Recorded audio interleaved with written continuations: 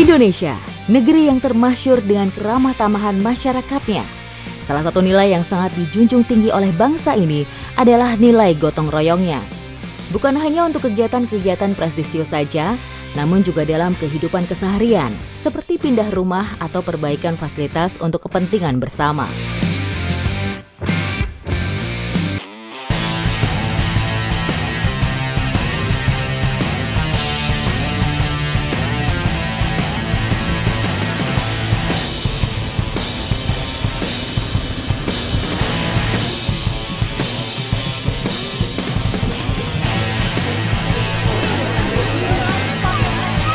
Dalam tatanan adat di beberapa daerah, bahkan gotong royong telah menjadi sebuah tradisi, menjadikan sebuah nilai untuk menjadi bagian dari adat istiadat. Tentu untuk menjaga kelanggengannya supaya tetap bisa dilanjutkan oleh para penerus kelak. Salah satu daerah yang menjadikan gotong royong menjadi adat dan tradisi adalah daerah Sika di Flores, Nusa Tenggara Timur. Gimana Bapak? Halo. Ya, Bapak Julius. Ya. Ini nama Ciko kah? Ciko saya, Ya, Pak. oh ya. Saya Ini dari ada- Jejak Petualang. Lebar bulir wair. Ya, jadi kita disambut Latan bin kanu wair sina misal. secara adat Rok, di Tanjung Darat, Iya. Momere. Waduh, terima kasih. Masyarakat desa darat pantai menyebut upacara penyambutan ini dengan Hager Ole. Tak hanya orang dewasa, saya pun disambut tarian Hegong oleh anak-anak di desa ini. Hegong merupakan salah satu tarian tradisional yang berasal dari Kabupaten Sika, Nusa Tenggara Timur. Ya, sekarang ini adalah salah satu tradisi masyarakat sini Regi Ngorin pindah rumah. Jadi sama-sama ngangkat rumah. Ikuti jejak saya, Jejak Petualang. Let's go!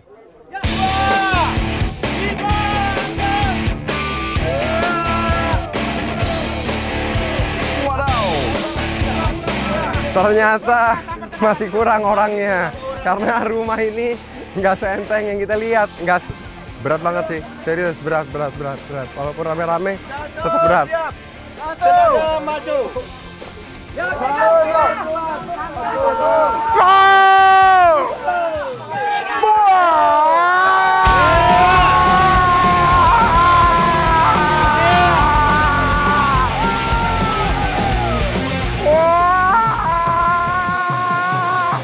Gila, berat banget.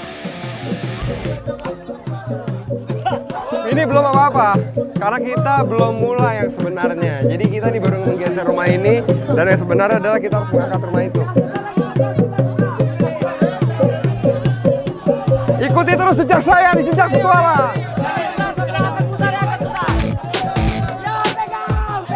Wah, menarik banget nih. Pindah rumah di sini ternyata benar-benar memindahkan rumah. Jadi bukan hanya penghuninya saja, rumahnya pun ikut dipindahkan. Unik ya? Berat. Gila ini, 3 kali lipat ini yang tadi. Wah, bisa. Kalau rame-rame pasti bisa nih. Bisa pasti. Ayo. Proses mengangkat rumah ini dipimpin oleh satu orang sebagai pemegang aba-aba biar lebih kompak.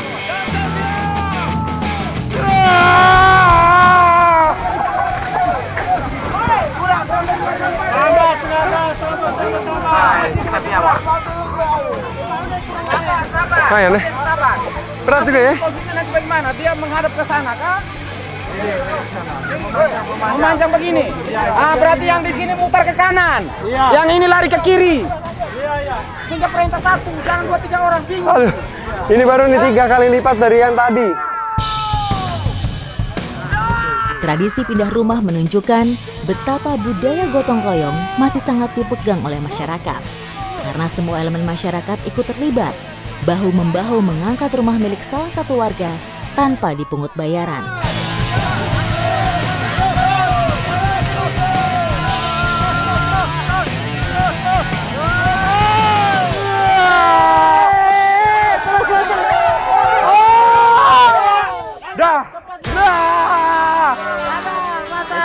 Mantap! Berhasil juga akhirnya. Pindahin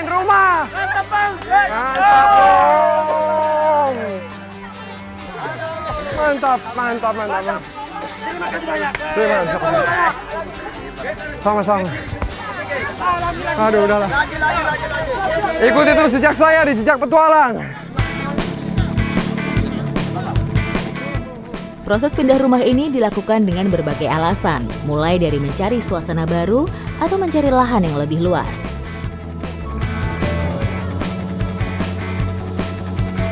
Tradisi pindah rumah ini diakhiri dengan acara makan dan minum bersama. Bahkan menyanyi pun kerap dilakukan ketika sedang berkumpul. Tujuannya agar rasa lelah setelah mengangkat rumah segera hilang. Makan pisang, terus apa ini namanya? Koro ini mode. Koro? Ini mode. Hene? Mode? Iya. Kono, hene, here. Ini mude. Koro, hine, mode. Oke, ikuti terus jejak saya di Jejak Petualang.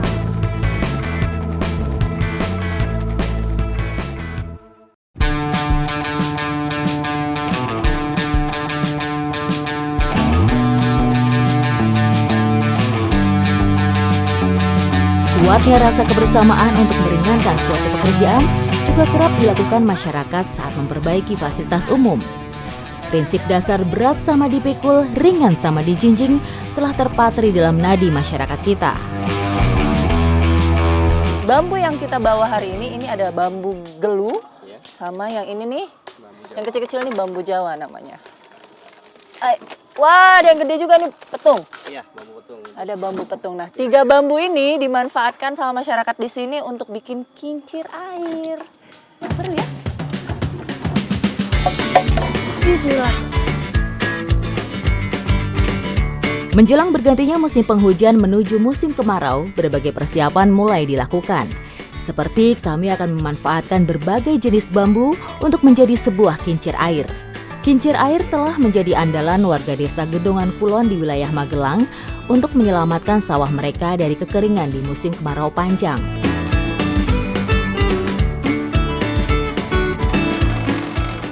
Sudah kebayang belum?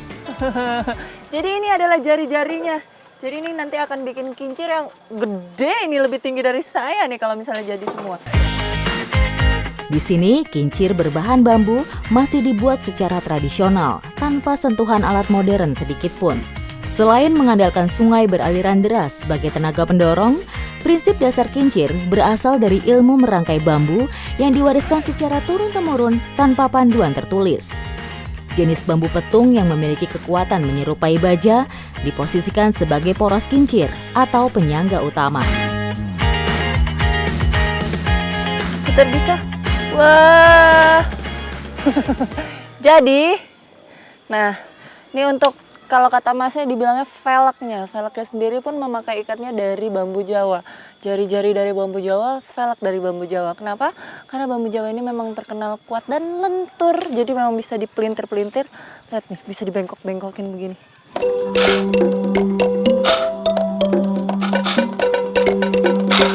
Sekilas terlihat mudah, nyatanya pembuatan alat perairan tradisional ini cukup sulit karena dibutuhkan sebuah perhitungan yang matang, ketelitian, dan pengalaman. Setiap bagian harus dikerjakan dengan benar. Jika tidak, roda kincir air tidak akan bisa berputar karena tumpuan berat yang tidak merata.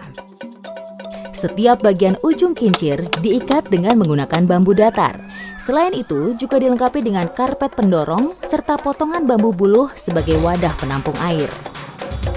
Jenis bambu buluh memiliki tebal penampang batang yang tergolong tipis. Hal ini sangat ideal untuk digunakan sebagai wadah untuk memindahkan air dari sungai menuju penampungan.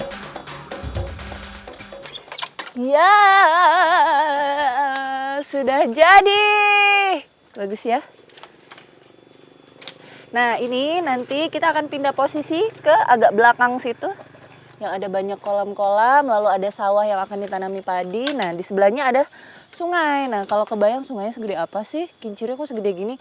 Kebayangnya gini aja, ini asnya dari bambu betung ini, ada yang kali ini hampir berapa ya? 2,5 meter mungkin. Nah, itu ancer-ancer lebar sungainya. Karena kalau misalnya dia terlalu lebar atau dia terlalu kecil gitu, terlalu pendek, nggak sesuai dengan ukuran sungainya, lebar sungainya, itu biasanya nanti kalau di saat banjir terlalu banyak kotoran yang menumpuk jadi tidak bisa bekerja dengan maksimal.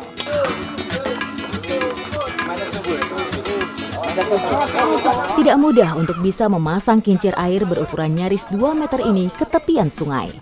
Sementara sebagian warga terjun ke sungai untuk memposisikan kincir, sebagian lagi harus menjaga bentuk kincir tetap utuh dan tidak rusak.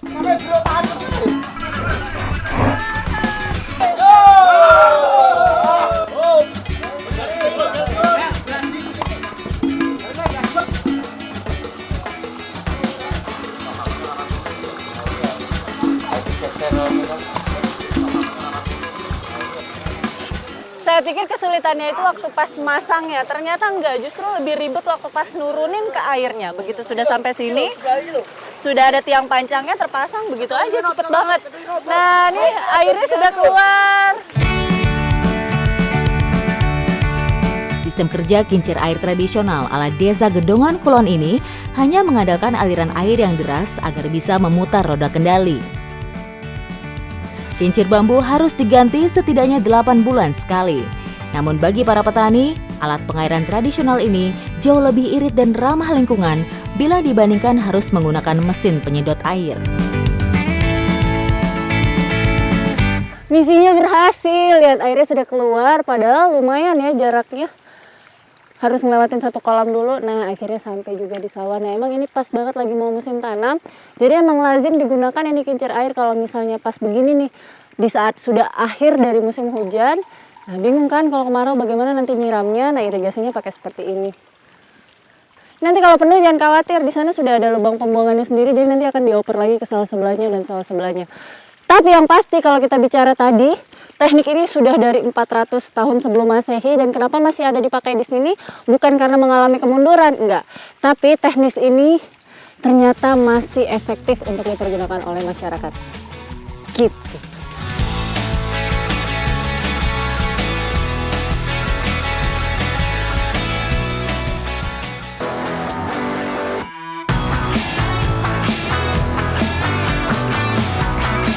Kemegahan dan nama besar perahu pinisi buatan Indonesia sudah terkenal seantero jagat.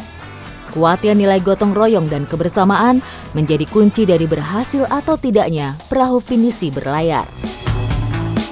Orang Bugis terkenal sebagai penjelajah samudera andal. Mereka juga punya kapal layar yang tersohor, yaitu pinisi, yang berasal dari Bulukumba, Sulawesi Selatan. Perahu pinisi bukan hanya menjadi kebanggaan masyarakat Tanah Beru, tapi juga Sulawesi Selatan. Bayangin aja tahun lalu 2017, perahu pinisi masuk ke dalam UNESCO sebagai warisan tak benda. Dan sekarang dengan senang hati saya ikut berlayar di kapal yang begitu megahnya, begitu besarnya. Semua layar sudah dikembangkan, tinggal berangkat. Ikuti jejak saya, Jajak Petualang. Keberadaan perahu pinisi membuktikan bahwa nenek moyang kita memang seorang pelaut yang tangguh. Terlihat dari bentuk perahu yang gagah sehingga dapat mengarungi luas samudera.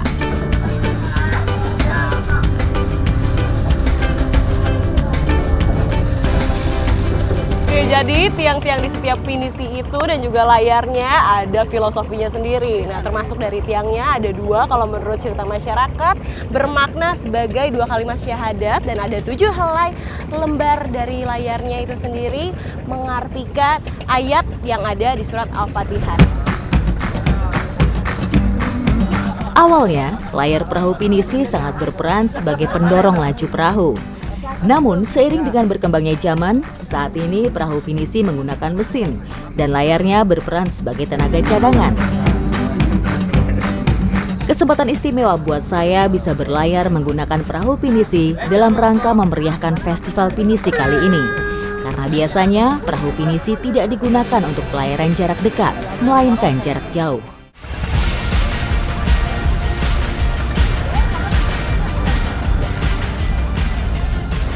Hari ini saya benar-benar udah nggak bisa berkata apa-apa lagi karena udah seneng terus lihat pemandangan sunset yang begitu indahnya, luar biasa. Ikuti jejak saya, Jajak Petualang.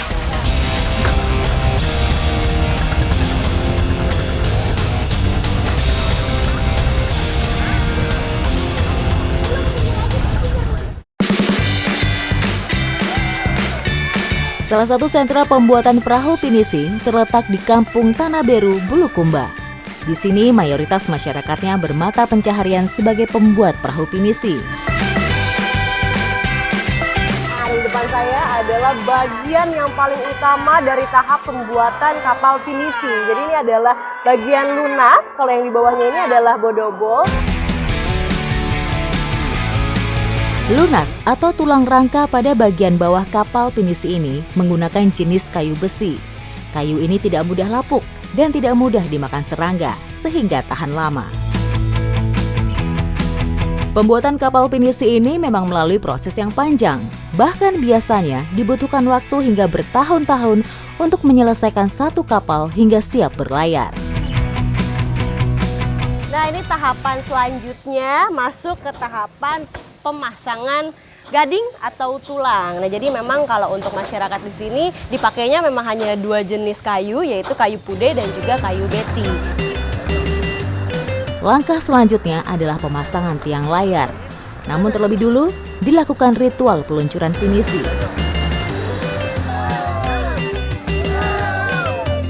Pada momen ini biasanya seluruh elemen masyarakat berkumpul untuk ikut andil.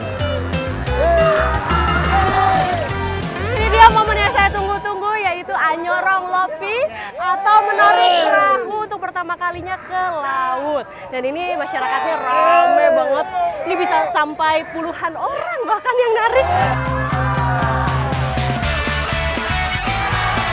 Anyorong lopi berasal dari bahasa Konjo, salah satu bahasa tutur warga pesisir Sulawesi Selatan. Anyorong berarti mendorong, sedangkan lopi berarti perahu. Ritual anyorong lopi ini biasanya dilakukan setelah ditentukan hari baik.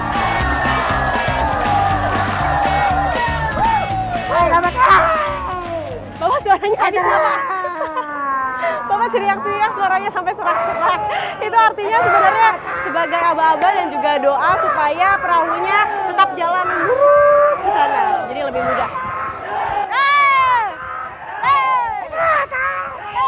Walaupun pada bagian bawah pinisi telah dipasang jalur menggunakan balok-balok kayu yang sudah diberi oli, namun bukan hal mudah untuk melakukan peluncuran pinisi ini.